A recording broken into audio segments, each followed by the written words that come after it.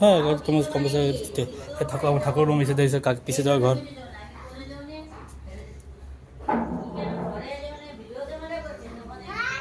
এটা জামা থাকার রুম, জামা পিছিয়ে থাকার রুম হয়, একই ঘর অ্যাটাচ করে বানানি পিছিয়ে থাকার রুম। আর এটা হচ্ছে কাকে থাকা ঠাকুর রুম, ফলসিং জানি আছে কিনা, সব ফলসিং জানি আছে। আর ডিজাইনটা ও তার সব কাকা করে বানাচ্ছে না,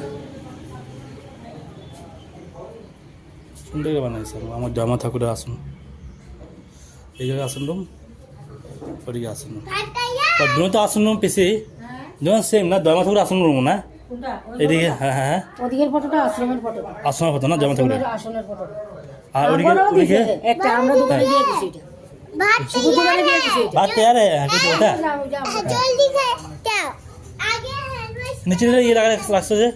আরে দিলাম ঢুকে জায়গা আসনের বয়ে জায়গা গদি পাইয়া ডেলি আসনের খাবার ধুবি নি এতটি সুন্দর আছে ঠাকুর আঙ্গ আসন, মস্তি লাগছে আসনটা।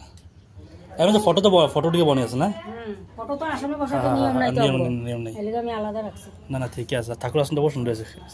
তুই ভাত খেয়েছ? ভাত খেয়েছ? আর তোমার রুম বানাইছে কে? আর ওখানে ওখানে ওখানে ওখানে এটা তো, আর এটা তোমার রুম না পাইছি, এটা আমার রুম ঢুকো না। সুন্দর সুন্দর হয়েছে, মস্তি আছে মানে একটা আচার করে বানিয়ে দিয়েছে মনে হয়।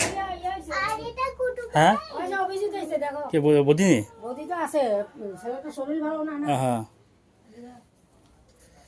এই রুমটা হয় ঘুমাইয়ে গেছে। ওই যে অভিজিৎ হইছে, ওই যে আমরা কই ঘুমাই নিছে বমি পায়খানা করতে করতে আজকে 8-10 দিন কি অবস্থা পোলা, রাত্রে ঘুমাইতে